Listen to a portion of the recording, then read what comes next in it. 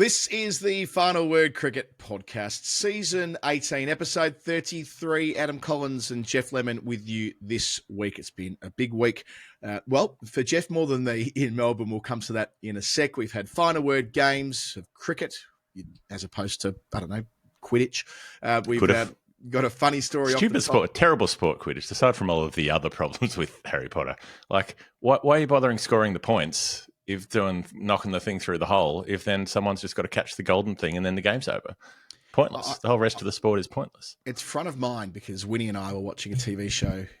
Where I like to channel surf with Winnie to expand her horizons beyond whichever, streaming platform she's got on. Because she doesn't really know what TV is outside of, I don't know, iPlayer or Netflix or whatever. And so, I'll occasionally take her on a journey up and down the 500 or 600 channels, however many channels you get on TV these days. And we landed on one with the two hosts of Gladiators when they're driving after the pandemic from London to Slovenia, I think they try and get to, or something like that. Anyway, there was a game of Quidditch and we got to see the national team of whichever country we were based in that episode. And it really did cross my mind. What do these people tell their parents they're doing? Yeah. I mean, off to play Quidditch and ride the broomstick and so on. Is this, it must be a tough sell as an adult, a grown person. Choosing to do this. Even, given that you can't do any of the things that the supposed game requires because it's magic, and then the game itself makes no sense anyway. It was obviously written by someone who doesn't understand sport because you're going to have a mechanism for ending the game, but if somebody's already X number of points ahead, then you'll still lose when you end it, which is in your control. None of it makes sense. And that's before you get onto the weird plot line where like the celebrated children's author of the 20th century becomes one of the prominent villains of the 21st. The whole thing's bizarre. If you're playing Quidditch as an adult, have a very good long hard fucking look at yourself and get your life in order. Strong start to the show. Didn't expect to go there. Glad we did. No. We will. What makes more sense is how the county championship has turned into one of the great seasons. And we'll tell you all about what happened last week ahead of the final round.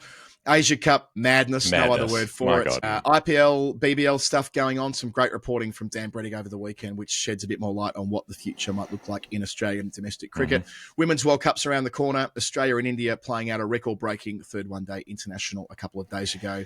Some vaguely amusing stuff from the Euro Slam, what it should have always been called, the Euro Thrash or whatever it's not called.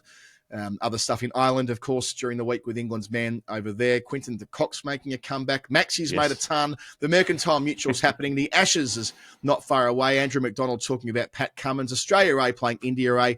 Cummins has got some money out of the feds for saving the world. Worcestershire have won the One Day Cup in the men. Lancashire have won the Women's One Day Cup. That is a précis of the entire show in about 60 seconds. It indicates that it's going to be a busy conversation. And the show's brought to you by Maurice Blackburn, the number one plaintiff law firm in Australia. And if you don't want to get automatic ads halfway through the show, join Patreon and help us make the show. Patreon.com/thefinalword. That's it.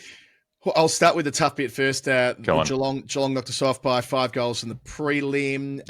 There were moments, 3 goals up in the first term, that opportunity to kick to 3 goals ahead in the second after we steadied, only to have that ridiculous decision on the line overturned with Gunston with the defender slipping over. Didn't help ourselves in the second half. Geelong too strong. Dangerfield, perhaps the best finals performance I've ever seen, probably. I don't think I've seen a better individual performance in a final.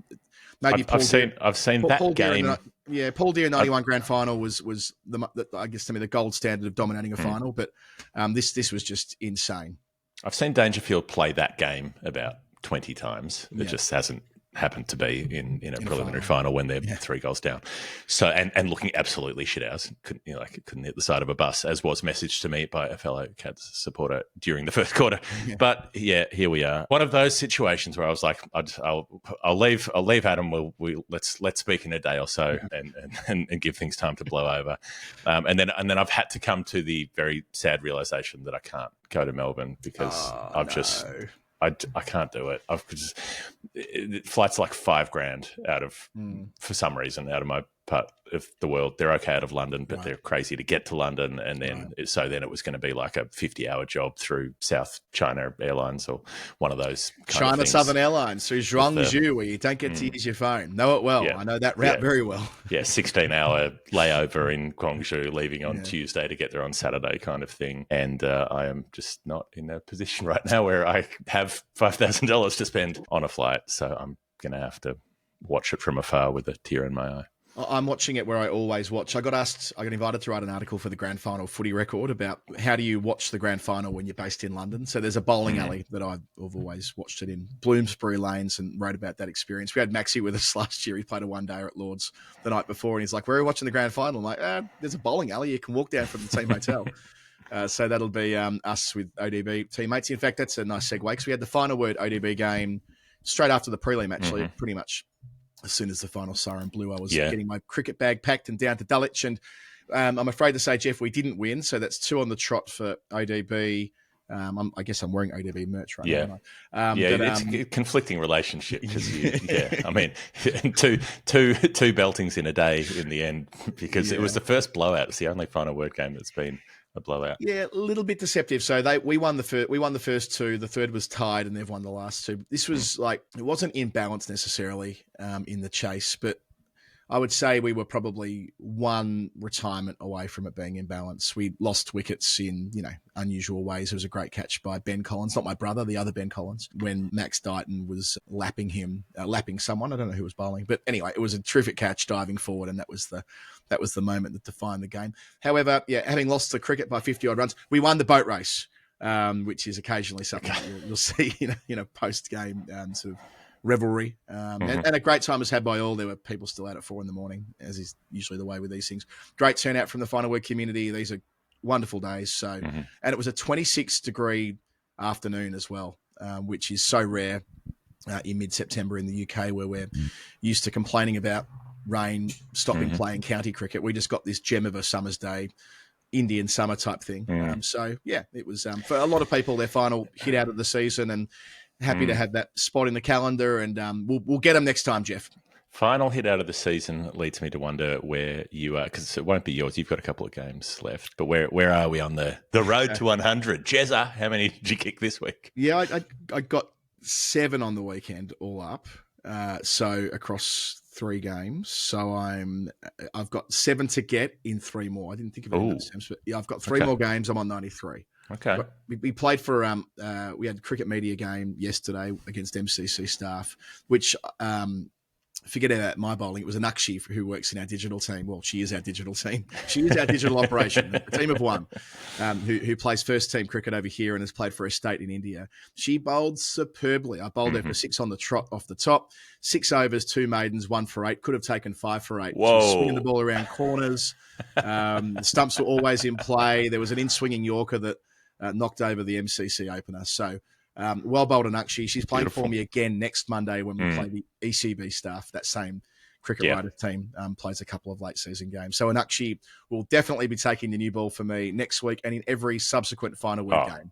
Her outswing, the first ball she bowled in the nets at Wormsley, the shape, I was like, bloody hell. That's proper outswinger. I'm glad it worked on the field. Yeah, and I think I'm a decent chance now. I don't want to sort of tempt the cricket gods here. No. 3 games, 2 of them are declaration games where I'll tend to bowl quite a few overs anyway, being a spinner. So, I think 7 wickets, I'm a chance. I've given myself a chance in the final week of the season anyway. So it'll be nice to do it, but not the end of the world if I fall 1 or 2 short. Jeff, right, let's get into the major part of the show. Why don't we start with, I read this story and thought Jeff will have some fun with this. This is an enjoyable one, given you wrote an entire book a number of years ago now, The Comeback Summer, the sequel to the acclaimed Steve Smith's Men, which dealt with the comebacks of Smith, Warner, and Ben Stokes. And it required you to go very, very deep on the affray case that Stokes was coming back from, where he was found not guilty, but you went back and trawled the court documents and found some interesting bits and bobs in there, which didn't necessarily marry up with what was reported at the time and so on. That's a diplomatic way of putting it. It is. The some of the hagiography that came out later, which didn't necessarily marry up with the agreed facts in court. And self-published hagiography, especially. Was the interesting part there. It's probably too difficult to read the chapter. Find the book and read the chapter if you want to get what's between the lines. But the fact that his KC from that case has now been disbarred strikes me as something that you would have enjoyed. Tell me more. What's doing here? It's an interesting story, and I would like to be clear that the two things are not linked in any way. Has nothing to do with the Ben Stokes case. So the lawyer, the barrister, the silk, if we can just be clear on that, who was working for Stokes in that case was Anurag Mahindra. And in cricket terms, more relevantly, perhaps he was until a few days ago the chair of Essex County Cricket Club, which is interesting. So criminal lawyer, barrister for 20 odd years, got admitted to the bar or whatever the lingo is in the UK in like 2003 or 4. Experienced lawyer at that level, but was challenged and investigated over various claims that he'd made to other lawyers. So there are a few different things here, that he was a qualified doctor, that he'd studied at Oxford, that he'd studied medicine in the US, and that he described himself as a professional cricketer who had played for MCC, which doesn't really make sense because you're not a professional cricketer if you play for MCC, are you?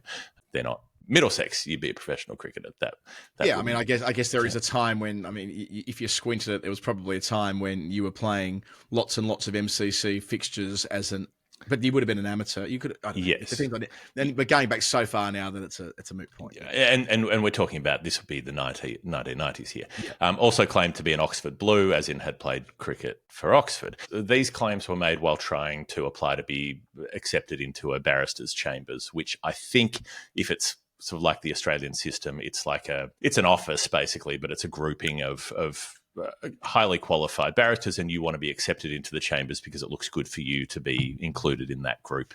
You're not working for the same firm, but you're working in concert with each other. That would be my understanding. So there's an application process. You've got to establish your bona fides, and some of the barristers who were involved in doing these interviews said that this fella had claimed, both in person to them and then in his CV, various of these claims about having been medically qualified and having studied at Oxford, and that these things were found to be not true. He'd studied at a different school in the city of Oxford at one point, but not at Oxford University.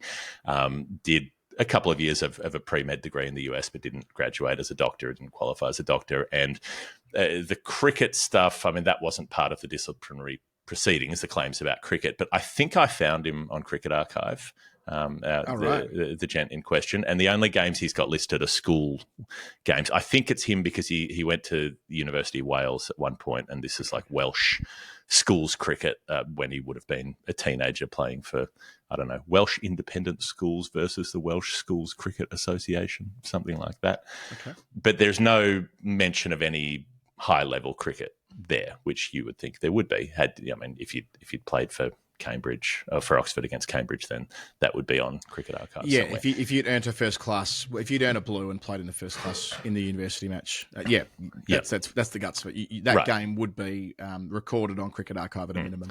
Yeah, so these were easily searchable claims, and the barristers who were doing the interviews, some of them were also cricket enthusiasts, and they thought it sounded dodgy, and they started looking into it, and they found out that these claims weren't true.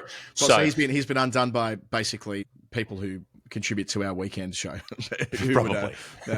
Which is great, by the way, using Cricket Archive for fun and not just for sending pledges through. Not just for looking up who's done what. So I don't think, I think there was also something on the CV with Oxford, like nobody, because it's a class thing. Nobody who's been to Oxford says I went to Oxford. They say they went to whatever college they went to, right? There's an in-group, out-group way of talking about these things that the in-group know, and so they what they saw on the CV didn't ring true. It's not how somebody who had done that would talk about it.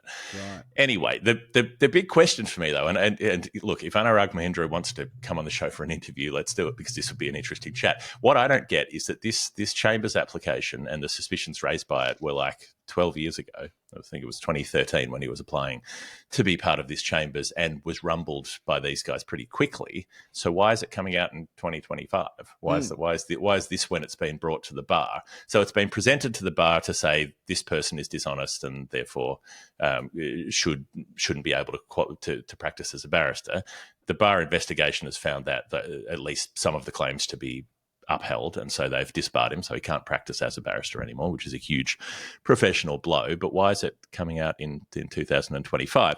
And then this is somebody who was appointed chair of Essex in 2023 in the wake of the racism scandal at Essex, when they were criticised for having no diversity on their boards, and shortly afterwards, in the aftermath of that, that's when Anurag Mahindra was appointed chair, and that was 2 years ago in 2023. So I want to know where's the gap? Who's filling in the gaps? What's happened in the intervening 12 years, and why has this come out now? And does it have to do with him pissing off somebody for some other kind of reason, and this is a means of something coming back to bite him? I don't know. Yeah. It seems curious. Sounds like he's had a job done on him, where someone's decided to trawl through the archives. And I wonder, there must be people who have also augmented their cricket careers, which is quite common. I'm not saying that. I mean, I think most cricketers are guilty of exaggerating one thing or another, where it could have professional implications. And before the days of cricket archiving, you couldn't necessarily go back and verify these bits and pieces. How many people have kind of gotten away with it by saying, not to say the cricket. But it depends how disprovable it is. There's a certain kind of lack of foresight to make the big claims, to say, I studied medicine at Oxford and I played cricket for Oxford. That's a bigger that's a bigger hurdle. In any given year, there are going to be 15, 20 people who played cricket for Oxford. They will know. There are people who can be asked whether this is true or not. So making up something about a university in America when you're talking to people in England, that gives you a bit more latitude. Jeff, staying sort of in a domestic game, I suppose, from one person who didn't play it to one person, or to a team, so 18 of them that very much did. We're at the pointy end of the county championship. I reckon the Surrey-Notts game that I covered last week and was commentating on telly and on the stream in the usual way, it's got to be the best county championship game I've ever seen. It was resolved by 20 runs in favour of Notts. But when you consider how much was riding on it, when you consider that Notts haven't won the championship for 15 years. They sort of managed expectations coming into the season with Peter Moores, who's the coach, and Hasib Hamid, wanting to finish top half of the table, but having played it so well early in the year. Great contributions from someone like Fergus O'Neill, who played a big role in a couple of wins back in April and May, I think it was. Getting to the point where it was top versus second and 1 point separating them, and then they were still equal after the bonus points that had been allocated in the first half of the game. So it was genuine, down to the wire stuff. And the way they held it together, they were defending, was it 315, I think was Surrey's target, and Surrey got off to a pretty decent start in the chase as well, and to kind of keep it together, and then for Josh Tongue to be the one who stood up to bowl as well as he did in the first innings, picked up 3, but then 5 for 100 in the second. But a great supporting cast of traditional county bowlers. You got Brett Hutton at sort of 74 mile an hour, moving it around both ways, and Lyndon James, young all-rounder, who seems to save his best for playing against quality opposition. Dylan Pennington, who statistically is one of the better bowlers in the country for a number of years, but especially since moving to Nottinghamshire 2 seasons ago. It was an all-round brilliant effort. Now, Liam Patterson-White only had to bowl 1 over, but in that over broke that partnership that you and I were talking through on Storytime last week when Tom Curran and Dan Lawrence, 2 internationals, were going at it better than a run of ball. But he broke that with 1 over a spin. With 50 odd to get, and you're like, 50 odd to get. They win this. They should win this from here. Yeah, they should. But at 1 over a spin, but he made 58 the previous day, when at one stage in their second dig, they were reduced to 53 for 5. So they had to hold on tight to get to a credible second innings score. So it was just like, the best games, it's like you don't know who's leading a game, maybe not session to session, but even hour to hour. This was half an hour to half an hour. Across 4 days, you genuinely didn't know who was on top of this game. And that included rain delays and overnights and time to speculate. So kind of exactly what you want. I know we don't do grand finals in the championship, but this was the equivalent of a grand final, and it does. And if it was, so Surrey had won 3 in a row, correct? Yes. So Surrey are the Brisbane Lions of this scenario. Notts are Port Adelaide, and Liam Patterson-White is the Byron Pickett of this particular game. I think the way Josh Tongue finished them off with his aggressive, physical style of cricket, Josh Tongue might be Byron Pickett. But yes, I don't mind that. But Surrey, had they won 4 on the trot, it would have been the first time that anyone had won 4 on the trot, going back to that extraordinary team of the 1950s. So a fair bit of history riding on that.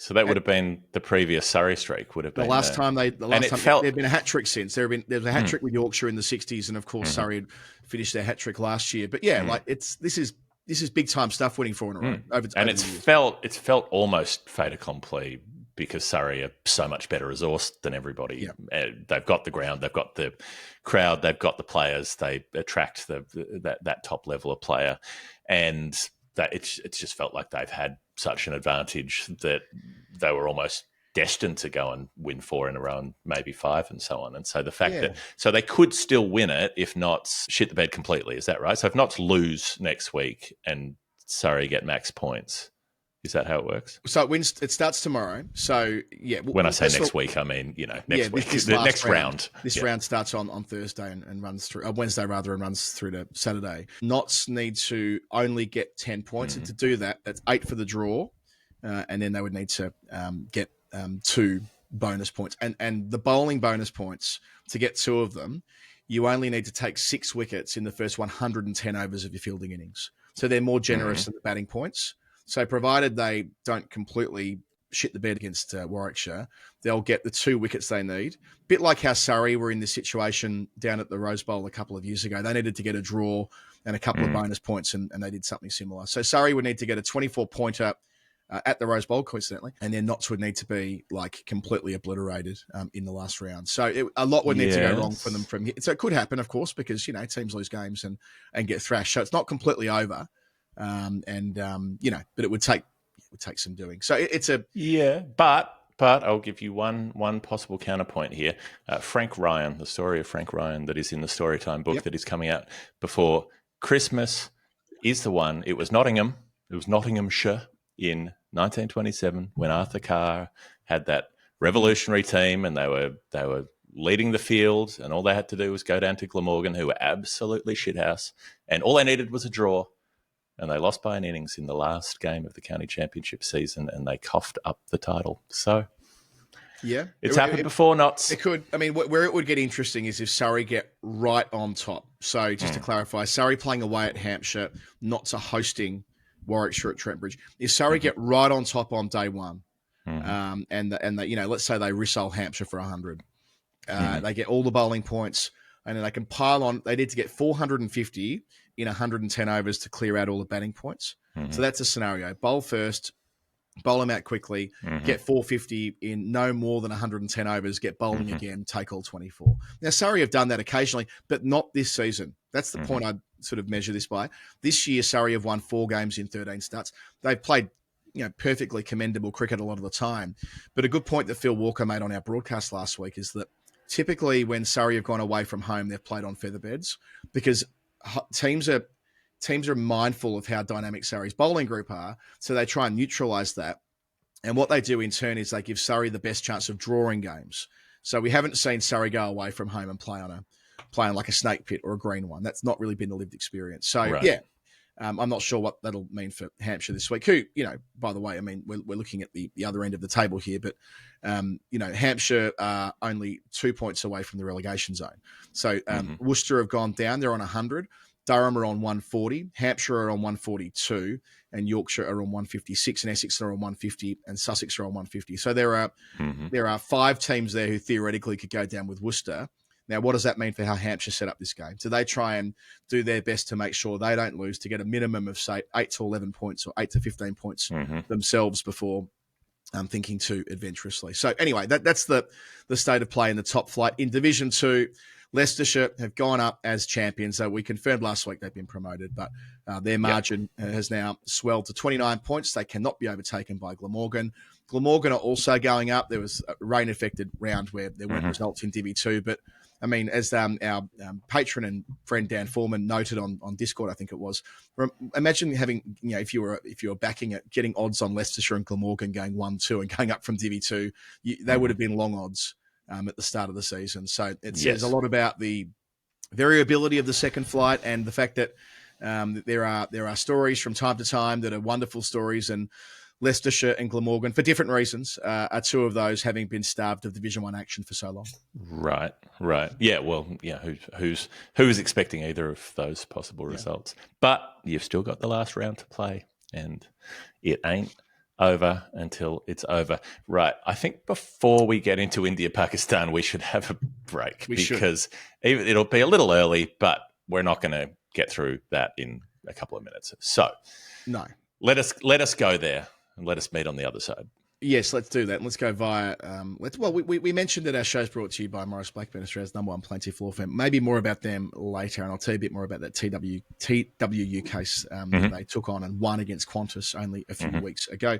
What about New Brew? We're coming to the end of our run with New Brew because they were with us for the English summer, and as much as I hate to say it, we are coming to the end of the English summer.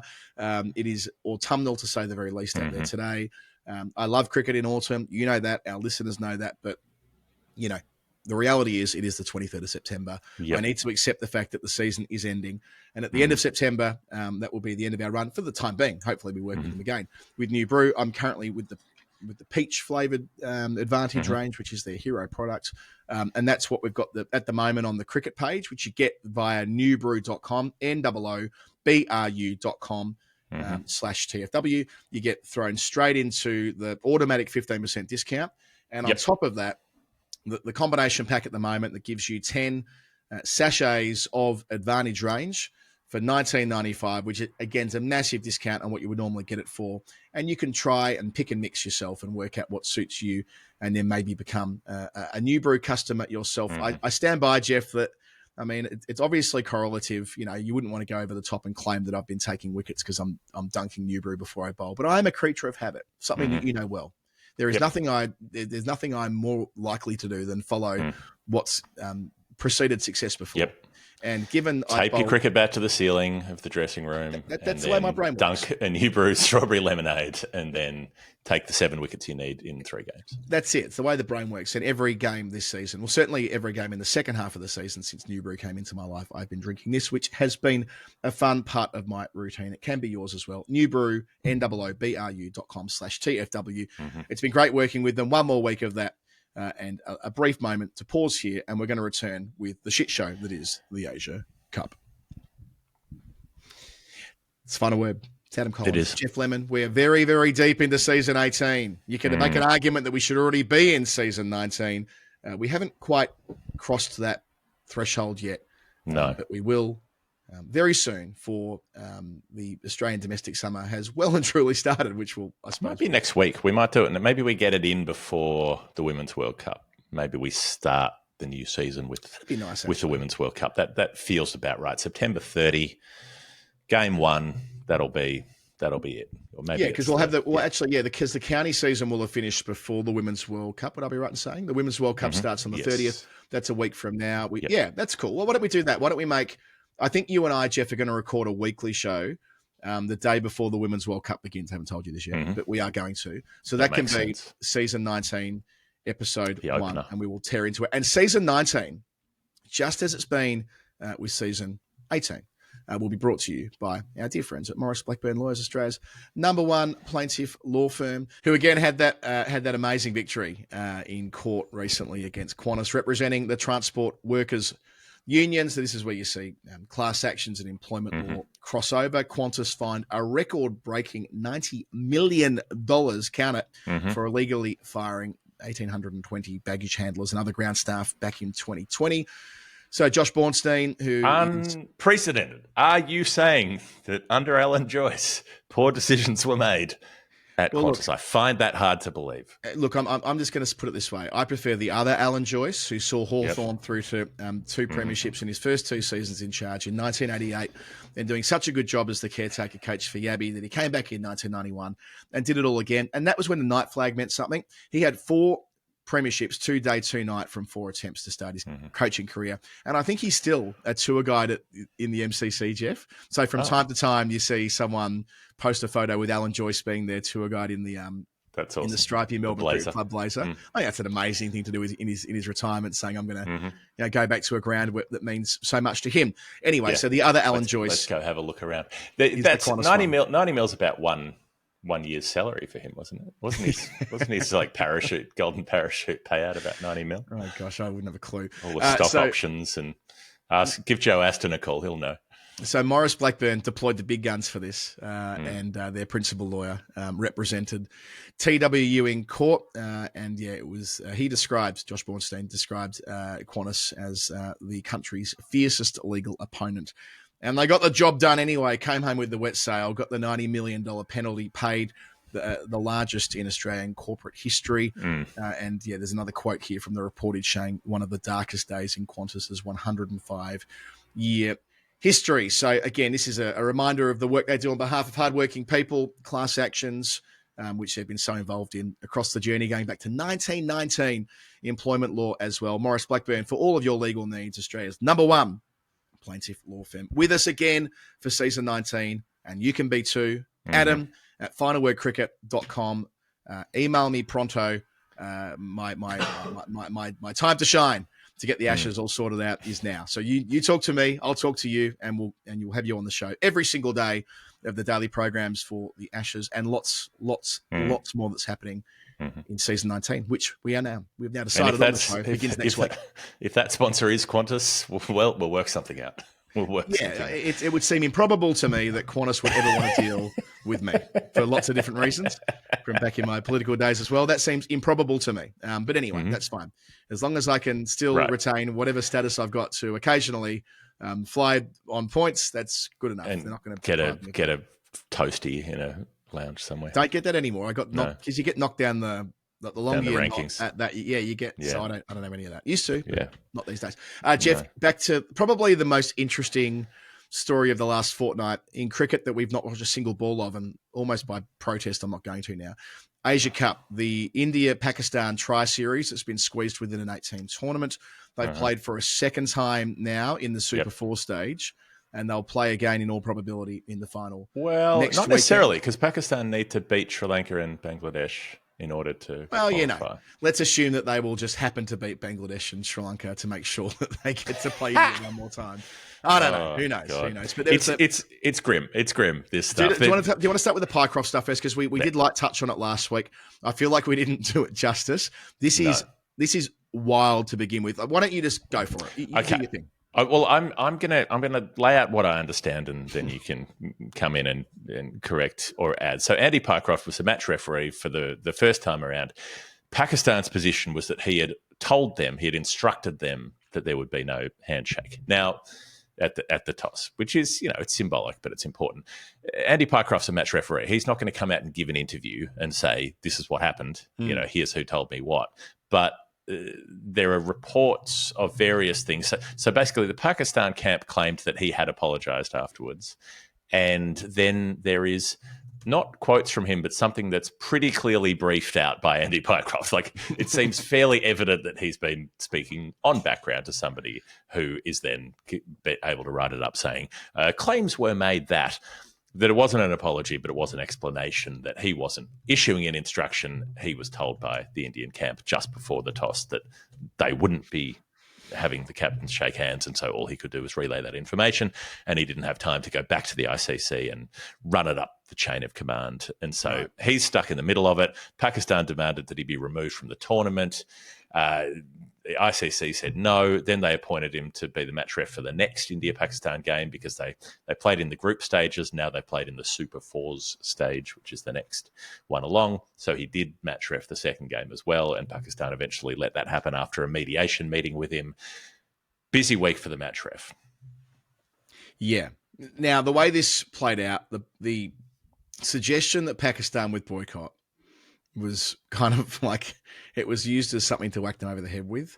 So when they rocked up at their next game and they had to resolve this and they had to get to a resolution, and the whole idea that Pakistan then briefed out, as I understand it, Pakistan then briefed out that Pycroft was only told minutes before, and then the ICC cracked the shits, right? And they write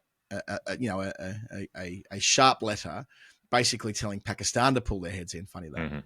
So, and as if they're going to boycott, right? Like Pakistan saying we're going to boycott the Asia Cup is like one of your three kids saying that they refuse to go on the family holiday when you've got the car packed and everybody's ready to go and they're like, I'm not going. It's like, well, you are and you will. It's just going to be annoying to get you to the point where you actually get in the car. Right, we're going home to Winnipeg. Yeah, there is a bit of that. But also, it isn't without precedent. 2 Asia Cups have been compromised by India-Pakistan, combination of the two boycotting in the past. So there has been a sense that this is the tournament where you do occasionally see that level of flex.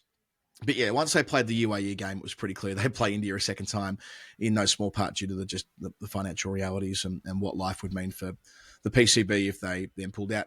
So yeah, the second Indian game is when this moves into a whole different space, right? So the first India-Pakistan game, it's not pleasant. Indeed, it's ugly. The handshake stuff is the circus act, if you like. But the cricket itself, the 22 guys on the pitch, despite the fact they weren't shaking hands and some sharp-ish comments from Surya Kumar Yadav afterwards, you kind of think that might be where it ends. But Pakistan had other ideas, or at least some Pakistan players. There was let's just deal with Harris Rauf to begin with. He was doing I think maybe contextually I'd start the other way. So Sahibzada Farhan, who's the opener, who made a half century, said, "I don't normally do celebrations.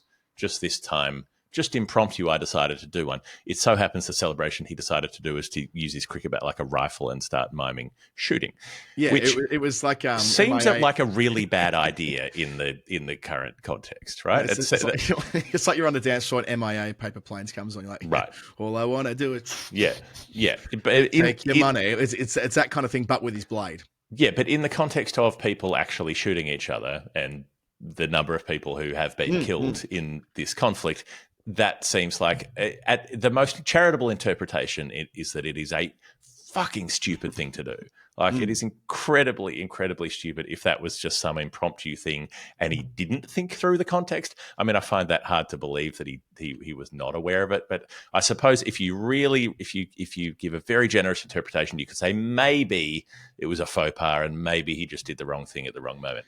Harris Rauf doing plane crash gestures on the boundary does not fall into that category because that is not misinterpreted. That's not spontaneous. He was doing and that was very, very deliberate. Yeah, he was doing 6-0 hand signals to the crowd, which is not funny. I mean, it's not funny. I've got a smile on my face only because it's absurd. Not with the implication that Pakistan shot 6 Indian fighter jets out of the sky in the conflict recently, so suggesting 6-0 being the scoreline on that measure, which naturally fired people up. It's a bit 10 German bombers, isn't it? It's like England football fans before playing Germany, however many decades we are post World War II singing 10 German bombers or it is like that in that it's incredibly bad taste, but it's not like that in that World War II was getting onto a century ago and you're not talking about the current situation. Well, I guess in the 80s it was my granddad killed your granddad, wasn't it? Which also is pretty off color. But yeah, like this Harris Rauf thing, he knows he's making himself a target. Yes. I don't mean like a sort of a target of violence, but a target of possibly. Well, I guess possibly. I hadn't really considered rule it out. But he's like people in India is certainly on the kind of more right-wing news channels, which is all of them basically, are extremely fired up about this. Like this isn't, that was in bad taste. Like they're fucking fuming about this. Yeah. Yeah, no, you're right, and how that'll cascade into what happens next week when they play if they play in the final, assuming that's the way it plays out. For the sake of the conversation, then how does that go to the next level? Because it feels like we're still on that trajectory, right? We're not at this is going to simmer because SKY after the game, getting stuck in about how Pakistan are rubbish anyway. It shouldn't even be considered a rivalry. Yeah, and I wonder if he was riffing off the 6-0 thing because he was saying, it's 10-0 or 13-1 or whatever it was in terms of the games they've played against Pakistan where they keep beating Pakistan. So it's extremely sad that it's got to a point where now it's the players fighting each other because like we said last week, that's always been the standout is that the players have had a degree of solidarity and fraternity, right? They're professional cricketers in their respective countries and in the way that, like a working person in India has a lot more in common with a working person in Pakistan than a working person in India or Pakistan has with a rich ruler of either of those countries. Right? There should be solidarity at that sort of class level, at that social strata level, and there should be solidarity between those players. And now they've tipped over the edge into, which started with the handshakes part, and now Pakistan are so pissed off about that they've behaved in this incredibly juvenile, stupid, inflammatory way. Like, both of these teams have done the opposite of covering themselves in glory, and now they've got this situation where there's this ill temper on the field, which, if they do play again, is just going to be amplified even more, I'd suspect. And if you just run it through the cricket prism and the men's cricket prism, remember a couple of years ago there was chat about, well, World Test Championship, it'll be recalibrated in a cycle or two from now. It might be that it's a smaller group. They might have to play each other, neutral venue, et cetera, et cetera. Like, that feels like beyond the pipe dream now. We're going to...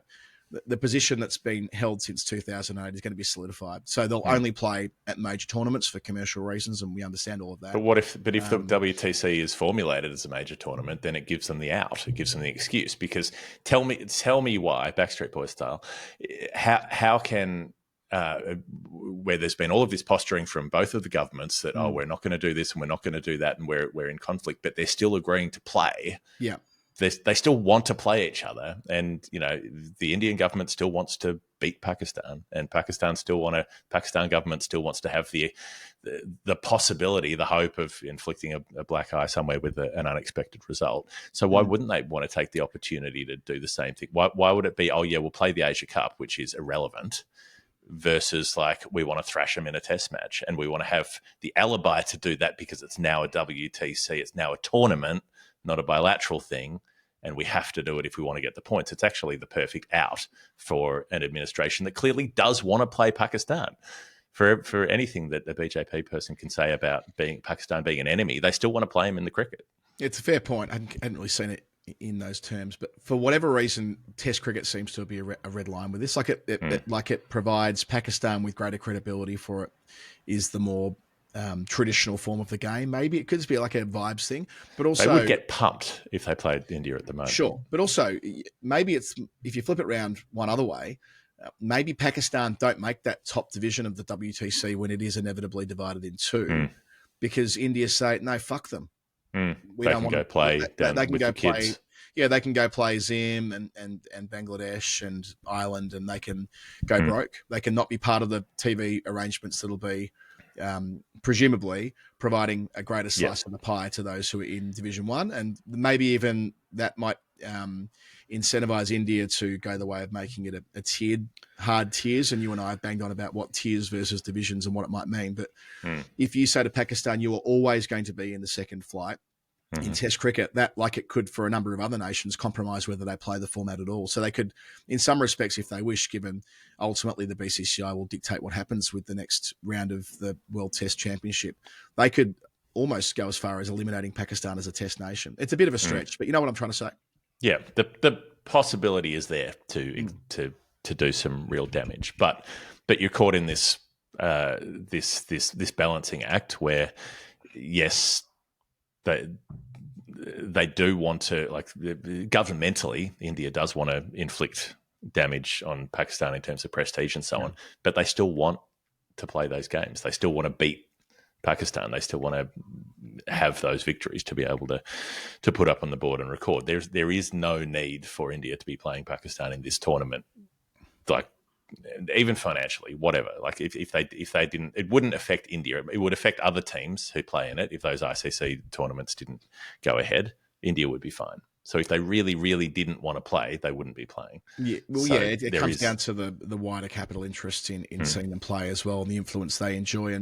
And we saw that this week too, actually. The nice segue into the IPL interest in the Big Bash League and the teams that play in the Big Bash League, specifically Dan Brettig, had a long read where he interviewed Venki Mysore, who's the chief executive of KKR and has been forever. And he was quite honest about what Qatar and the bigger KKR group would want in order to buy in to the Big Bash. And I think you can read this as a proxy for what IPL teams more widely would ask for. So it includes is exclusivity windows. I think this is the major one, right? So they want to be really clear, have no overlap with Test cricket or international cricket. So at the moment, where a Test series will run for a period of the season side by side with the Big Bash, most notably over Christmas and New Year, they're saying no, that will not fly because they want all of those players to be available for all of the BBL season in that scenario. And they also want to have the ability to reach deeper into India by changing all the names. So, in the piece, there was the suggestion of the Sydney Knight Riders and, MI Melbourne and all of the other naming configurations you've seen in other domestic T20 teams that have been brought into the Indian conglomerate sphere. So, these are the red lines, the availability of the players and presumably the names. And we know that the ECB have played ball with this recently with the 100. So we've got a bit of a live case for CA to observe. But, I just got sent a link to a Reddit chat around this article that Dan wrote. And below the line on Reddit, if you just want to use it as like a finger in the air of what Australian fans think of this, it is running like 100-0 in favour of no. No one in favour Australian of no. fans. Australian fans won't want this. They won't want the BBL for all of its shortcomings. They don't want to cricket see fans this Sydney Knight Riders play. No, they don't want it to become. They don't want to lose what they feel to be it, even if they don't engage with it. This feels like a step too far. Then this will be where CA and where Todd Greenberg will need to be deft, because how do you manage or how do you balance the interests, the commercial interests, and the idea of safeguarding the game for a generation and all the language used around the 100, right? Financially, how do you do that bit and manufacture that enormous bonanza of a sale, which is what it would probably be as they get rid of these state-owned assets and go to a privatised, franchised model for the Big Bash League? How do you do that whilst not, compromising your own summer in new ways from a Test cricket perspective, and also pissing off a lot of people in the process? There will be a percentage of fans who are like, go with it. It's the best of T20 cricket is played out of India. The more, the better. But again, I'm kind of using one Reddit chat and a few comments below the line on Twitter as a focus group. But my gut feel is that most run-of-the-mill Australian cricket fans will be like, "Fuck that, we don't want that." And then you end up in a place where the administration are actively working against the desire of the people. It would take some nimble leadership to make that happen without it blowing up.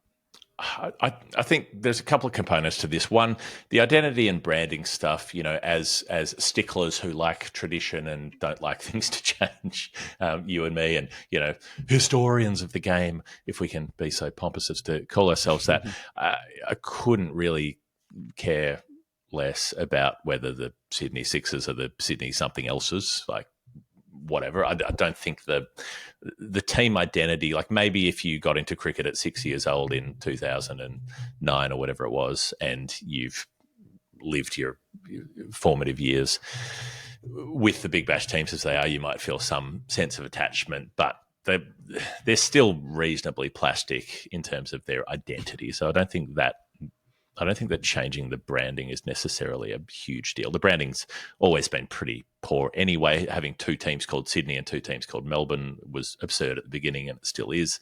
Makes it there's no point of difference. There's no point of distinction when they could have tried to do something else with that, something more creative.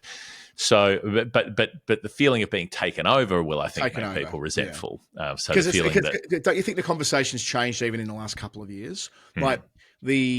I think we used to get frustrated. Go back to, say, the English summer of 2022. I remember doing an episode with you at the Oval with Matt Roller, who was our guest at the time, and it was the week that the SA20 and the IL T20, it became very obvious what was going to happen with those tournaments. They were going to become a version of satellite IPL IPLs, feeder right? teams, IPL satellite comms. And it became, wow, a moment in time, like shit, two brand spanking new tournaments just like this. And it felt sometimes like we were yelling into the void, like people weren't plugged in. Like the cricket fans who love the sport, but primarily watch it in the summer and watch footy in the winter, this wasn't part of their sort of worldview. Why would it be, right? This is the sort of thing that I think does cut through. This is the sort of thing where people go, what, you're going to call the Melbourne Stars Mumbai Melbourne? Fuck that. I think this is more symbolic, and thus it has, symbols often mean a lot more than actions. Well, that's it. So if you called it something else completely, that would probably not be a huge deal. But if you make it obvious that it's part of a broader property, it's part of a broader takeover, and you go, okay, now there are 5 or 6 different MI teams, and the one in Australia is just one of those. There's a sort of point of Australian exceptionalism that will bristle at that, and I think will want to throw that off. And look, and I don't think, just to last round at that point, I don't think that Greenberg's the kind of administrator. He used that quote with me. I'm pretty sure that if you listen too much to the fans, you become one of them. You got to be, remember, you're a leader. You're not a follower in a role. That you can't live by a focus group. But there's even with that, there are tipping points. So you can do things that are unpopular, but the right thing to do. Yeah. But then when there does hit a point when, like anything in life, politics is the same. You can feel like you're doing something in the long-term interests of the country, but if too high a percentage of the country don't agree with you, you'll never get your change implemented anyway, and you'll be collateral damage as a politician. The same applies for administrators. If there's, so this is going to be, if they're that determined to flog this off, and if they're going to meet the conditions being set here, if it's some version of this, this will take some doing. Well, I think the bigger question is the scheduling part, where in that interview, the wording is that a red line for investors would be full availability of Australian Test players. Like I've said before, I don't necessarily understand why this is such a big deal when you're really talking about 4, maybe 5 Test players who are big enough names to make a difference in a Big Bash team, in order for there to be no overlap whatsoever. Like, they're not going to move the Boxing Day Test or the New Year's Test. Those are the biggest revenue earners for Cricket Australia beyond anything that the T20 tournament does. So that would mean you'd have a Big Bash starting on the 8th of January, maybe the night of the 7th, might be the after the 5th day at Sydney. You get into the Big Bash, and it would have to run into February. And it would suck for local audiences because you'd be outside of school holidays, so you wouldn't have crowds coming. But an IPL ownership group wouldn't care about crowds coming in. They care about whether Pat Cummins is on TV in a game that can be beamed into India. But are Australian players going to want to sign up to a tournament that's going to run deep into February and then go straight to the IPL and then play 3 months in the IPL as that keeps getting longer and longer? This is where you end up with assets. Well, remember the report from the Players Association, the World Cricket Association earlier this year, which went to, then we just have these windows where international cricket is played. I think from memory, it was 4 of them, wasn't it? Was it 3 or 4, whatever it was? Yeah. And the rest of it is open slather. The rest of it is the Wild West and the and the domestic T20 operations can do as they wish. That's when does Australia play 5 tests in India in that scenario? If you've got a Big Bash going until mid-February, so that can't happen. The only way it could happen is with some sort of compromise that you start the Big Bash on like December the 20th, 19th or 20th, something like that, when school holidays are on, and you suck it up that for 2 test matches you'll have concurrent forms of cricket, and then your test players come back into it for the remaining 4 weeks or whatever it is. But Jeff, staying in India, right in India, the Women's World Cup starts, as I said, a week from now. Look, there's been a fairly outrageous game to end the bilateral series between India and Australia, where 781 runs were tallied. It was nearly the equivalent of the 434 match from 2006 with the men in South Africa. So you had Beth Mooney scoring a 57 baller, ending up on 138. And then in the chase, Smriti Mandana made a 50 baller to become the second quickest 100. So Beth Mooney held the second quickest 100 tag for all of, 3 hours. Australia 412, then India 369, and they did that in 47 overs. Mandana 125 top scoring. Australia win the series 2-1, and they lost the middle game, by the way, where Mandana made another 100. We'll come to Mandana's overall record in a sec. But with this World Cup starting in a week, you zoom out, there are 2 teams that can win it, right? Like India with the natural advantages of the conditions they'll play in, and fair enough, that's only right when you're hosting a World Cup. And Australia with all of their big game experience and the ability to obviously match it, and some with India. It feels like a race in 2 to me. I mean, this is the liberation of the huge chase, I guess. You're going out chasing 400. Well, what can you do as an opener except really get on with it? And my word, did she. I mean, there was that narrative around Mandana not making hundreds for a while, not converting opportunities. That was more in 20-over cricket, I think, than in 50-over cricket. But the freedom of it, I mean, that can unlock something for her for the rest of the tournament, that that you can do this. It was an extraordinary demonstration of the kind of firepower that these teams have got, right? And this is batting against the relative best bowling outfits going around as well. So think about what they could do to other teams I think the surfaces will probably be variable. I think we'll get a lot of surfaces that are much harder to score on, but it does make it seem difficult for anyone else to challenge. I read the lines from Nat Sciver-Brunt during the week about how England are a new team now.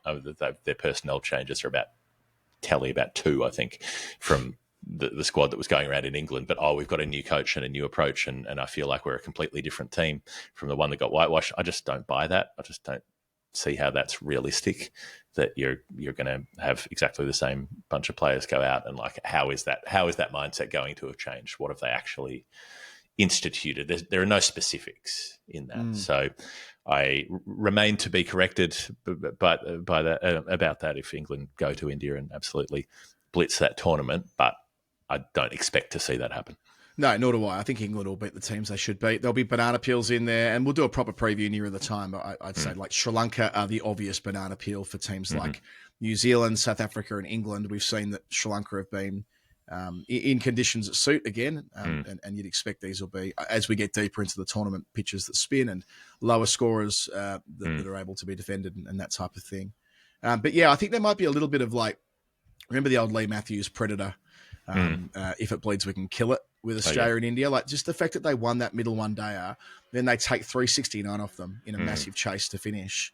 They'll play a group game, but if they get, it depends where they're drawn. If they finish first and second, good as gold, they play in the World Cup final. But if they finish like first and third, well, they're going to play in a semi, aren't they? And that would be a blockbuster like it was. Well, like it always is with these nations. But it feels like India, if they're ever going to win one, it's surely going to be this one, even if Australia on paper are clearly the still and always probably will be while these generational greats remain in the system and the head start they've enjoyed. And who knows how much of an advantage they've grown over other competitors in a World Cup cycle. I suppose we're about to find out. And yeah, look, 50 over cricket, you get fewer weird results. 20 over cricket tends to be where you get odd stuff happening. Every team playing every team here will be a real test over the course of 6 weeks as to who the best teams in the world are. And with a player like Mandana in red hot form, Jeff, I had a quick squiz before recording today. So she's now made 13 one-day hundreds in 108 innings. Okay. Meg Lanning, 15 and 102. So, that's obviously that's even more extraordinary for Lanning, but Mandana's right there with her. Not that far off, yeah. Not that far off at all. Susie Bates in equal spot with 13, but in 164 innings, acknowledging that a lot of Bates's innings were played before the acceleration of scoring in women's cricket. And Beaumont were played in a pretty weak team where she was holding things together much of the time. And Beaumont's got 12 in 122 hits for England, who's the standard bearer for that country in, I guess she'd be equal third spot now, Tammy Beaumont. So all terrific records, all four of them, but just noteworthy that Mandana only has Lanning ahead of her and so much time on her side. So if she can have one of those tournaments you occasionally see from a player in a defining World Cup at home, that would be pretty special. And that would be the sort of thing that would kind of have enduring pressure on Australia, knowing that they're going to have to come up against her at some point. I think it is time for our second break, and then we'll charge on through the rest of the show. It is Final Word. It's Adam Collins and it's Jeff Lemon, and we've got NordVPN working with us. Jeff, we've learned, I think it was last week or the week before, they're rolling through with us again, which is a lovely thing. NordVPN.com/TFW. The fact that 111 countries, I always get confused. 165. 165. 3/4 of the countries and some in the world. If they start inventing new countries, if we start having civil disputes over borders and we go from 206 or whatever it is to 207 to 212, there will still be 3/4 of the world at least covered by NordVPN. They will get in there as like within, I'd say, 24 hours of a founding document being signed by a new government. There'll be a knock on the door. There'll be a rep from NordVPN saying, "Let's get a VPN site into your nation." One of my best mates, Mark O'Connor, who's a rabid Hawthorn supporter I've been going to the footy with forever. Not a Geelong halfback. No, different Mark O'Connor. He hates that Mark O'Connor, for he is the fiercest Hawthorn supporter I know. Well, too bad. Sorry, Mark. So Mocha is on a family holiday at the moment in Italy, and he had to rely on his NordVPN to watch the entirety of the preliminary final on his phone the other day, and it worked, and it never let him down. So if you're in Tuscany and you are trying to see whether your team's playing in the grand final and whether Mm-hmm. you need to leave your family and make a dash home to Melbourne. Yep. I should add here that he told me that he wasn't going to do that, but I suspect he probably would have. Mm-hmm. NordVPN will have you sorted out. If you need to watch any sport, anywhere, anytime, it's what you want to have. It's been right. It won a big award the other week as well. Why wouldn't it win a big award? VPN. Award-winning VPN, nordvpn.com/TFW. You get the big old discount if you click the link. Mm-hmm. You get the money back guarantee for if you don't like it in the first month, as if that's going to happen. You get extra months piled on top. You get the 4 extra months, which they say, I'm just looking at the website now, don't miss our limited time offer. Just quietly, just between you and me, this offer has been live the entire time that we've been doing this promotion. So I don't know how limited it is. I think it's a pretty consistent offer, and I think that's actually a good selling point. That consistently, if you sign up for a couple of years at a couple of bucks a month, they'll give you extra months for free, as well as the discount, as well as the money back. There you go. There you go. If you're coming out for the Ashes, put it in your proverbial suitcase. When you're packing your passport, pack your nordvpn.com/TFW. On with the show. Jeff. With the show. Yeah, we were talking about T20 stuff. We were talking about tournament structures. Some amusing, I don't know if it's deck chair shuffling, perhaps it is, when it comes to what is now, Adam, the European T20 Premier League. They have a name. They've still never staged a competition. We've had the what was the Euro Slam, was supposed to be on about 5 or 6 different times. I think it seems to me every year it's supposed to be on. Was the first one meant to be 2019? Like 18. I mean, it's been a long time ago. Because this year was the one that was really, really happening, right? It was really, really, really happening this time. Right. You know, rolling out the Bollywood quotes and all this jibber. They tried to flog the teams for 30 mil a pop, and they didn't sell any of them, did they? I don't think that's on a single team. So, struggled to attract investors was the official line. It just doesn't feel like there's a Cricket Scotland press release that came out, like track changes in the press release. Like it doesn't, everything about it, like, you know what I mean? Like they left the nothing track too dramatic. I just noticed one track, and it's just a little price signal that this is, it never quite feels right, this tournament. It always feels like it's got the vibe of the Golden Goose, but maybe in 2019 when there was more space in the domestic T20 calendar, it might have been a thing, now it just sort of feels like it's just destined to go on and on like this. And is it just everybody's trying to do one? Is it all of these 10 over leagues and so on that are popping up? They all lose vast amounts of money and end up with players not getting paid and all the rest of it. But this one, so they're shuffling things around. So they sacked Warren Dutram as the CEO of Cricket Ireland. They've now appointed him to chair the board of the parent company and be the director. I think the official role is director. of the ETPL, the European Premier League, but he's involved with the parent company. But then they've got Brian McNeice, who's the chair of Cricket Ireland, who presumably was part of the board that moved Dutram out, but he's going to be the chair of this European Premier League. They still don't have a CEO at Cricket Ireland to replace Warren Dutram, who's been moved on. So he's been moved on and then given this other job, working with the guy who moved him on, and there's still nobody in Warren Dutram's previous job. It's confusing. Yeah, so look, the interim CEO, I always forget, I always call him Brendan McCullum. It's McCollum. McCollum's old man is going to become, I wish I had his name in front of me, I don't. The interim CEO, according to reports from Nathan Johns, Joey's been out there doing the England-Ireland stuff and faithfully reporting all of this on his Substack, which is very, very good, worth following if you want to keep plugged into Irish cricket. But so Dutram, I don't know, I don't think Dutram was sacked quite so much as like he decided he had to go. That was the right time for him to go. But there was always the sense that he was going to run this operation to the extent to which there is an operation. I guess my thing is, it's less about like the inner workings of who's who in the zoo. It's more about like, I don't know, is it reached parity now? Like when it keeps getting presented as though like these teams are going to be sold. There's another Bollywood quote in this release I mentioned before. Like it doesn't feel real. And I suppose it won't until they bowl that first ball. Because in that initial iteration way back when, they had a whole bunch of superstars signing up to do it. Are they going to have a whole bunch Owen Morgan was involved. And many great players. Are they going to have genuine frontliners picking this tournament over myriad others available? And when or are is they it going to become yet another tournament that nobody pays any attention to, other than those who are making a killing off it one way or another, betting on it or whatever?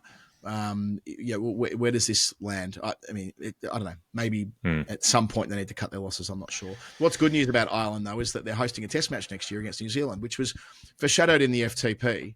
But Stormont, which hosted the test against, was it Zimbabwe or Afghanistan they had in Northern Ireland last year? I can't remember now. But New Zealand are going to come over to Ireland to play ahead of their test matches in England next year, which of course should be the way it is every season, where teams can offer something back to Ireland, right? They're a full member. There should be some fraternity there. There should be a sense of, and I know that Ireland's, it's not an open and shut case for Ireland either, because of course there are considerable expenses, and they're in the process of designing their own stadium, and that'll help with this. But still, like the very idea of this FTP test match not being scuppered and actually happening is something that we will celebrate. And I'd like to go to that. New Zealand playing a test match in Northern Ireland next year has a fair bit of finer word energy about it, I would say. Yeah, and it seems right to try to use that as your preparation if you want to go and play in England. Similar conditions, and get your players attuned and get heads in the game rather than playing intra-squads or coming in cold and all that kind of thing. I think they've also scheduled another Afghanistan test for next summer rather than the following one, which is, it's a kind of situation where, I do broadly fall on the side that teams shouldn't be playing Afghanistan until the ICC is willing to actually enforce some of its own regulations and at least withhold some of their funding to fund the women's program at the very least. But I think if you're Ireland, you've got less wiggle room because you're in that bottom bracket of teams of the teams that struggle to get other countries to play you. You're full members, but you're the bottom two full members in terms of clout and funding and all the rest of it. In a way, they can't afford to torch that relationship. Like, they have to try to use each other to get some sort of leverage up the ladder within that full member structure. Yeah, and they are linked. They were great rivals in the Intercontinental Cup days, and they became full members on the same day. So it does. There's that enduring relationship with Irish cricket and Afghanistan cricket. However odd that seems, given where they are in the world and so on, but they are quite close. So that all makes sense. And look, I would say that if you're Afghanistan and Ireland, you've got a bit of a shop window, maybe next 2 to 3 years before they make the bigger decisions about what the World Test Championship looks like. If there's going to be a second flight and they want to include all the full members, and there are commercial implications around what the television will look like around that and so on, this is the time for those nations to get more Test cricket being played so that they can be a more viable asset and make sure they're part of that. Because I wouldn't say it's a guarantee that Ireland and Afghanistan will be included in a Division 2. So, and acknowledging that Scotland are very clear they've got no interest in Test cricket, which is a crying shame, given they're so close to full membership. I wonder how their players feel about that Cricket Scotland's administrators that don't care at all about advancing their red ball stuff. Same as New Zealand's women's team would feel. Yeah, you've got administrators who just go, nah, too expensive, too hard. Well, yeah, the lure of the bucks of the T20 Euro thrash probably occupying quite a bit of the attention, I suppose. Anyway, so that's what's going on there. Ireland was the focus of a lot of attention this week, though, Jeff, because England's men were over there playing a T20 series under the leadership of Jacob Bethel for the first time. Look, I'm going to be honest, that series was not well observed, shall we say, over here. I don't think anybody was really talking about it. I'm not saying it shouldn't have happened. It was rescheduled, of course, from earlier in the summer to autumn, which changes the vibe a little bit. And it's important that England keep going to Ireland as often as possible. The main cricket story probably is that Phil Salt is the in-form man, having made a mountain of runs in these late-season T20s, made more runs in the first of these games. The second was washed out. And he needed it because I think he was very much on the verge of getting punted, Phil Salt. Right. Well, I mean, his T20 form is, anyway, he with the T20 World Cup round the corner, he's the guy who's winning more games than not for England right now. Jordan Cox, good to see him going well too in the third game, which was on Sunday, where Sonny Baker made his debut. Just on Sonny, he spoke really eloquently. That's not really eloquent, is it? He spoke eloquently in the lead up to that game to explain away his one-day debut not explain away that overplays it, but to just give an insight to how he was going. And, contrary to how we might have presented it at the time, he didn't break down out there. He said, to be honest, there was too much going on for him to process how horrible the experience was until afterwards. And he was able to go back and review it objectively and see that a number of very, very good balls got clouted for 4 or 6 because to that point, Aidan Markram was on an absolute flyer and trying to take this young kid down. And that's kind of the way it played out. Unfortunately, though, Sonny went at 13s in his T20 debut as well. So yikes. I'm not saying that he's, going to be jettisoned from England thinking. I'd be surprised if that were the case. But, Ashes bolter, maybe not. England Lions tourist, more likely. And we'll get his chance in Australia playing in the Lions as he did a couple of years ago.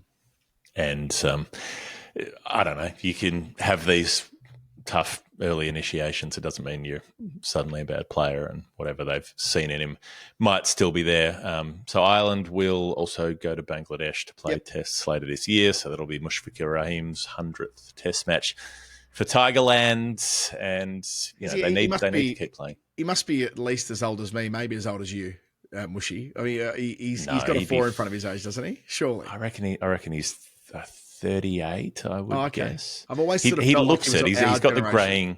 He's got the graying sort of beard now. He's gone. Right. He's really lent into his age. But I'm gonna look it up. He's 38 years, 137 days. Bang.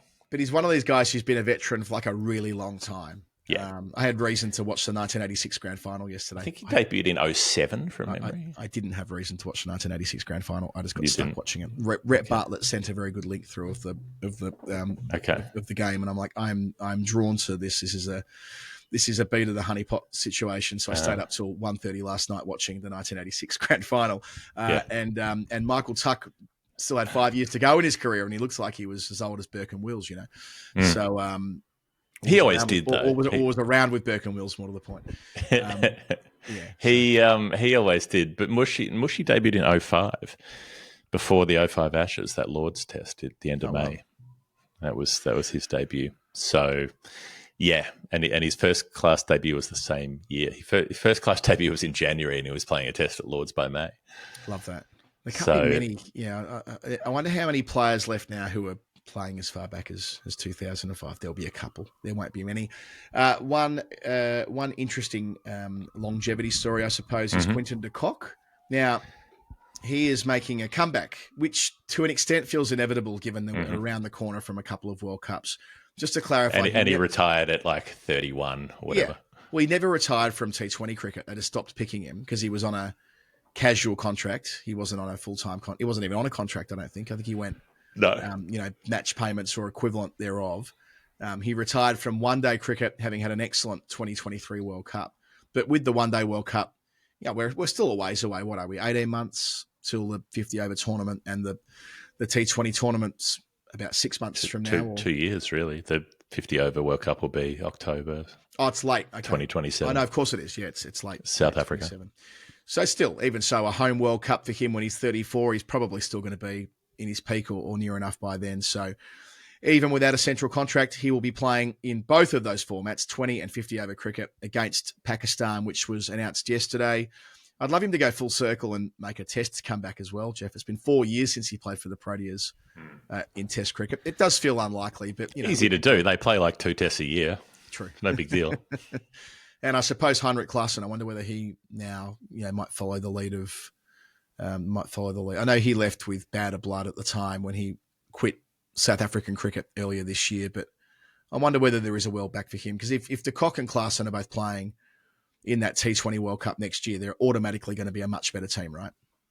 Yeah, although they're working on that next gen, right? Like they're trying to bring through those players with Brevis and Pretorius, those younger players who were, and with Stubbs taking more of a leadership role. We saw the way that South Africa structured that in Australia, and don't gloss over the fact that they just went to Australia and beat them, and then went to England and beat them. They won both those series. They had a blowout in one game of those series after they'd completed wins in the first 2 matches. So they're going well at the moment. It's not like they're desperately in need of looking back. Maybe it is better to look forward, but they always have a couple of players in that top 7 where you go, I'm not quite sure this player has the quality to fully demand that spot, but they're looking for someone to fill it.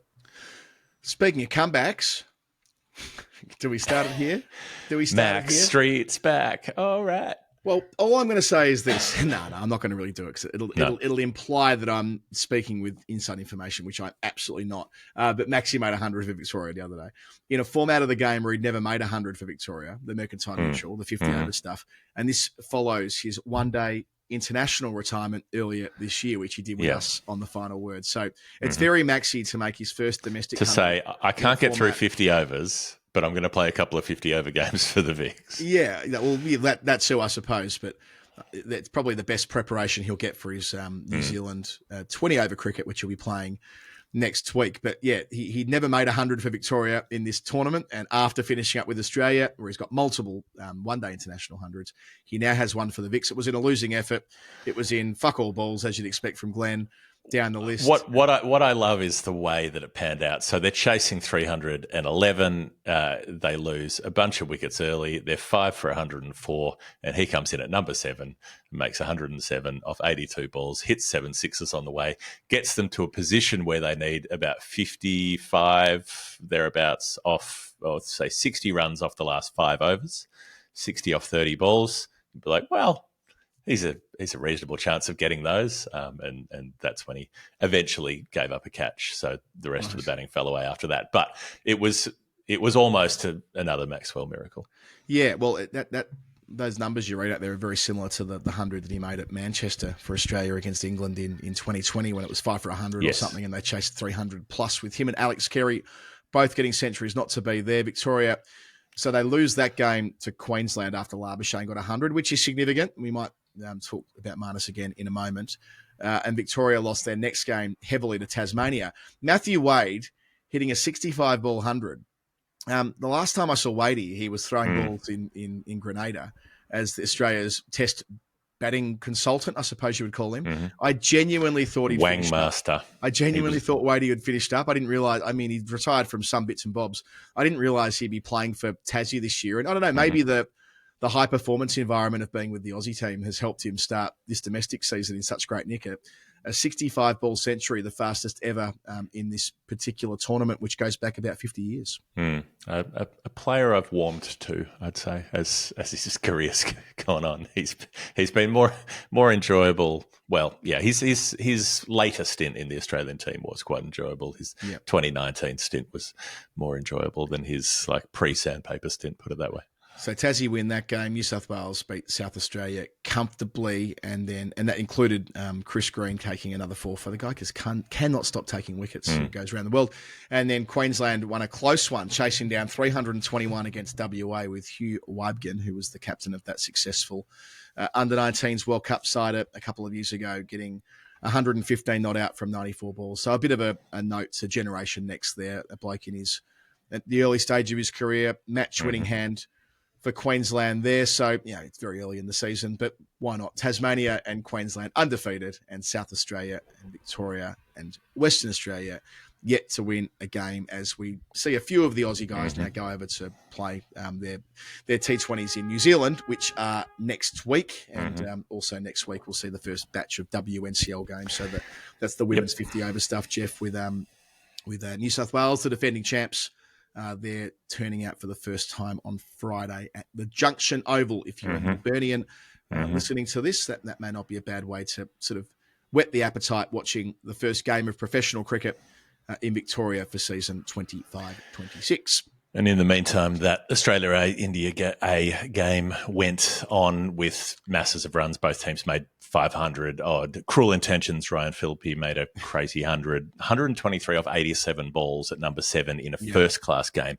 Would give you an indication of how this match went in terms of ease of batting, I suppose. India had Padikkal and Dhruv Jurel make centuries. They used the A team in the way that it should, with players on the fringes of Test selection. So Eswaran played, Sai Sudarshan played, Shreyas Iyer was captaining. But yeah, lots of runs where the spinners got belted around. Rockacholi took 3 for heaps. But although one thing I will note is that Cooper Connolly took his first-class wicket. He's good. finally got one. In his 10th innings, he's averaging 184 in first-class cricket, the guy who got a baggy green batting at number 8 and allegedly being a spinner for Australia in a test match, which remains the most perplexing test selection that nation has ever made, in my particular opinion. But yeah, run fest and not much fun for the bowlers. Yeah, I sort of felt like, was this a bit of a waste of time? Like, yeah, great for Sam Constas getting runs, and mentioned Padikal and Jude Durrell. Terrific. Great that they can. But this is not, I mean, of course, no vision of this game, so hard for us to judge. But it would suggest that this has been a dead track or a road. They don't get produced in Indian test matches anymore. So kind of what's the point? Like, if you're going to take an Australia A team to play India A in Indian conditions, don't you want them to experience something that resembles what they might get when Australia's test team go there again in 18 months' time? I'm thinking like that next test match. Ditto if you're India, if you want those, want your Indian players, your next gen players to be able to do a job when they're playing on a difficult pitch against Australia in a couple of years too. Yeah, and that's how it'll be. So, Todd Murphy must have laughed when he rocked up and, taking one for heaps, knowing what he knows about actually playing a test match or playing some very good test cricket in India going back to 2023. The second match begins today. I wonder whether they'll do what they did in Multan. Same ground, right? Remember in Multan last year, England got 800 on a dead track in the first test. And then they decided to play the second test on the same surface, and it radically changed because by that point, there was some natural wear and tear. So if they played on the same pitch, literally, 2 weeks in a row, you might see the deterioration and the ball spinning, which would be, to, I think, greater advantage to these younger players who are trying to develop their game in the subcontinent. One player who is a long way removed from Australia A these days is the Aussie Test captain, Pat Cummins. Andrew McDonald on radio with Gerard Whateley last week talking about Cummins. And I think like the language would suggest that they're getting ready for a world without Pat for the series. I mean, they're talking about his resilience and his recovery from injury and that type of thing. But I just kind of interpret between the lines. I don't think they in their wildest dreams think he's playing 5. But on the back of no cricket and the risk of playing someone straight off the back of an injury, he's got a scan next week, Cummins, which will reveal a lot more. But I sort of feel like McDonald is preparing himself for not having Cummins with him. And that would be a significant storyline nearer to the first test on the 21st of November. Well, 2 things. If you're the coach of a team, you have to do that. Of course, you have to do that. You have to have contingencies for your entire fast bowling attack going down. You might lose all 3. Those tests happen. You sometimes within the space of a morning, you end up with a spate of injuries, let alone a match, let alone the first couple of matches of a series. So there'll have to be contingencies for everything, and in terms of who's captaining in his stead, if that happens, but also what they're doing bowling wise. So you'd never go into a series imagining that all of your fast bowlers are going to get through it. Like that's why it gets talked up as being so rare, like 2013, 14, when the same Australian bowling attack played all 5. That was considered a truly remarkable feat, and that's not likely to repeat itself. So that's not necessarily an alarm on its own. The advantage for Australia is that they don't have any test cricket after that until, September 2026. They'll go to South Africa. So if you can be completely rested, and then he can throw more of himself into this series than perhaps he might. Otherwise, it is a home Ashes. He will still be the full-time captain. So I think he'll go all out to try to play as much as he can. And if that's 4 tests, well, so be it. And if an injury happens early in the series and wipes him out of the whole thing, that can happen to any bowler at any time. Yeah, I think it'll be the Bangladesh tests that precede the test matches in. Of course. But you're right; it will be a long way off. It's just going to be interesting. So you wouldn't want to. That'll be August, right? He is yes, I think so. I mean, he's the Ferrari, isn't he? So how they manage it on the way through will be fascinating. The other thing that McDonald said on radio was that, well, he pretty much confirmed that Green's going to bat down the list. So because they as an all rounder who bowls, he talked about how they talk such a big game about Cam Green is our number 3. This is our plan for number 3. We believe in him at number 3. So what's changed? I don't know. I think you and I did an app recently where I was like pondering this too. Like, what has changed about them seeing Cam Green as a number 3? I think what's changed is they remembered that Green, when bowling is very good. Green is a very good bowler. I remember that bit. So if Green's good to go, and he's still on that journey, having had his back fused together literally in Christchurch and having had that major surgery, which is why he missed last year. But yeah, it does. It's bloody harsh on Bo Webster for all the reasons that we've specified before. But it might mean that they do have Green at 6, and it opens up what 3 looks like. Webster shouldn't. I don't think. I think a lot of Australian cricketers should be thinking about what that number 3 spot looks like. If you're Bo Webster thinking laterally, you've made heaps of runs. Give me 3. Heaps of runs. Yeah, give me 3. If I were him, I'd want about 3 for Tassie. It's a long shot, but you know what I'm trying to say. And the other thing, show you can do it. The Shield doesn't start making runs at 3 for Tassie isn't going to cost you a spot at 6. Put it that way. Quite exactly. The other thing, the Shield doesn't start till the 4th of October. We've got another 11 days of other limited overs cricket. But when we get there, this is going to be big bickies. Like, no doubt the first 3 rounds of the Shield will have a massive influence on what happens. There will be no A series like there was last year against India. So all the attention will fall on those first 3 rounds. And genuinely, I like to think that Sam Constas will need to make lots of runs to get selected. I hope that's not. I feel like he's out of the team right now. I feel like he by rights he should be now. He should not be in the Australian test team as it stands right now. But made 100 last week. He could have a terrific start to the Shield season and could therefore return to the Test 11. I know they don't play a game in between, but if you're picking a team to play tomorrow, I don't think he'd be picking Sam Constas, but he can earn the right through those first 3 rounds to be back in that slot. But so might Marcus Harris, so might Cameron Bancroft. They're not the only 2. Jay Weatherall's ashes. So might Premier Weatherall. The Premier's ashes. These are all things that could happen and deserve to have their chance to play out. So Malinauskas at 6. Yeah. Weatherall at 3. At 6. And Mike Rand's going to open the bowling. We'll see. And Don Dunstan's going to take the gloves. These are all things that may happen. But no, I sort of feel like they should, all things being equal, go into those first 3 rounds with 3 or 4 guys who have the right to earn it. And it's not like Constas' place to lose. Does that make sense? Like definitionally, it's not the Constas spot. He is technically the incumbent, but he's already been dropped effectively. Yeah, morally. So with Renshaw, it's a long time ago now, but Renshaw at the start of 17-18, he was the incumbent and lost his spot on the back of 3 poor Shield games, right? Yes. I feel like Constas should be in a straight line with the others and starting afresh together. And whoever is there... I think he's behind the others. I think he's got to significantly outperform anybody else. Well, yeah, maybe not. They clearly love the kid, and fair enough. But that's all ahead. Talking of Pat Cummins, he was in a lot of the promo, which was interesting. He's been, at the forefront of a lot of promotional stuff, which does happen. You remember that summer when Gurinder Sandhu was in all of the ads? I don't think I saw him in an Australian shirt the entire summer, but it seems an odd choice. In terms of earning, they'll want. I mean, the TV will want Constas playing. Yes. There'll be a big, not that has any influence, but that'll be probably 80% of the Australian cricket watching public who will watch the cricket this summer don't even know what happened in the West Indies. No, they just remember what happened in Melbourne last year. Sydney, and they're like, "Where's that kid? Where's the kid with the yellow scoopos? Let's have 14 mid-strengths and see if we can stay ahead of the blood alcohol concentration curve."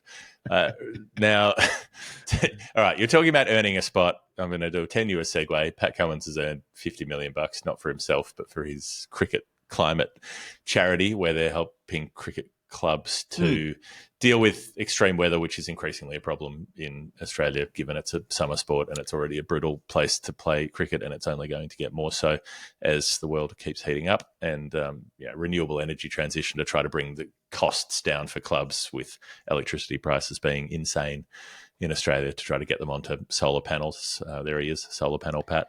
So he's got half of 100 million, I don't know, whatever you want to call it, from the federal government for that.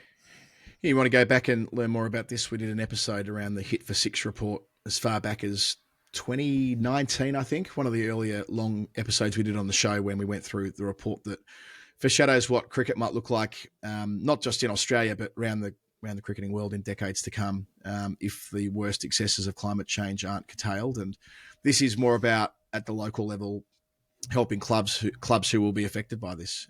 So 500 clubs will benefit from this Game On program that's been funded through this $50 million investment from the federal government working with Cricket for Climate. So Cummins, who started that organisation in 2021, they went back and did the announcement in Penrith, where Cummins grew up and where they started the org, which is a nice Panthers. Full circle thing for Cummins to have had that success in the advocacy work that he's been doing. And a sign of things to come with Pat, with the type of work that you might expect that he will do when he's finished playing cricket. But I know we don't, I suppose we haven't done a climate change cricket ep in a little while, but we should never forget the existential threats that exist for cricket in many parts of the world and the way the game will change, even in parts of the world that you don't think it will, over decades, unless something fundamentally changes the trajectory that we're on as a planet.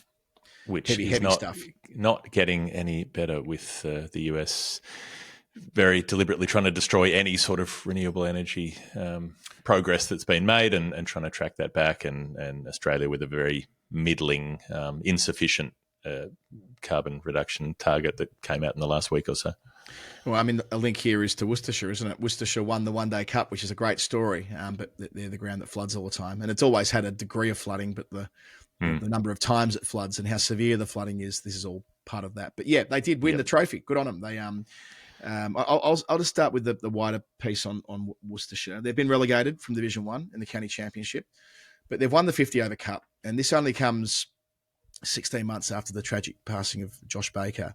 And the video that Josh Baker's dad recorded, an open letter before this final, is very moving. I recommend seeking it out and watching it on social media.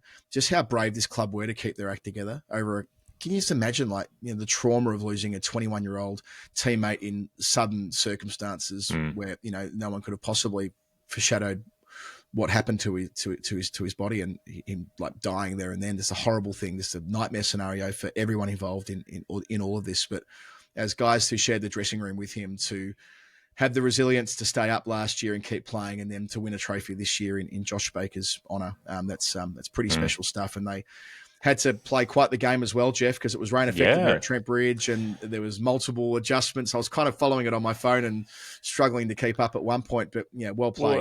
Well, 188 in 27 overs in the end is not a small ask. That's a high run rate. So Ali Orr made a ton for Hampshire, and they made 200 plus, and eventually it gets revised down to 188 in 27 overs. And Scott Curry took 5 for 34 against Worcestershire. So they were being run through. Essentially, they ended up 7 wickets down in the chase, but they managed to scramble over the line with that adjustment and keep up with the run rate. So a big deal for them. And then you had Hampshire also in the women's one-day final. Yeah, just on the way through to that, Ethan Brooks kept that together. So 57 from 34 to win a trophy, 4 sixes to break the back of it. So just worth noting that Ethan Brooks, when it could have gone either way, how good a match winner. And just to round out that, we've had Worcestershire win this year, Glamorgan won it last year, Leicestershire won it the year before. The One Day Cup is kind of low-key becoming the tournament due to the way the 100 changes the playing field entirely with some of the bigger counties. It is becoming a tournament that smaller, air quotes, counties can aspire to win. That's not a bad thing. So, well done, Worcestershire, their first bit of silverware since they won the Blast, 7 or 8 years ago with Mo and Ali. So, well played them. And you're right, Hampshire's women, Hampshire lost 2 finals. They lost to Lancashire in the women's one-day final. Gabby Lewis, who's a player that you and I have been following since she was probably, I don't know, was she 14 when she debuted for Ireland or something? Feels like a long time ago now. 141 not out in a chase in a final. How good's that?